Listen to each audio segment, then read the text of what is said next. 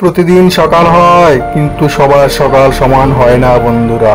কেউ ঘুম থেকে উঠে স্বপ্ন পূরণের পথে হাঁটে, কেউ আবার সংগ্রামের ভারে ক্লান্ত হয়ে যায়। কিন্তু যে লড়াই চালিয়ে যায়, সাফল্য তার হাতের মুঠোয় চলে আসে বন্ধুরা। জীবনের পথ কখনোই সহজ হয় না, কিন্তু যারা বাধায় পেরিয়ে এগিয়ে চলে তারাই কিন্তু ইতিহাস লেখে। তোমার পরিস্থিতি তোমাকে থামানোর জন্য না, বরং শক্তিশালী করার জন্য বন্ধুরা। নিজের উপর বিশ্বাস আর প্রতিদিন ছোট ছোট উন্নতি, সেগুলি হবে তোমার জীবনের বাস্তব সঠিক সিদ্ধান্ত। নিজের উপর বিশ্বাস করে ধৈর্য ধরে সামনে এগিয়ে চলো বন্ধুরা।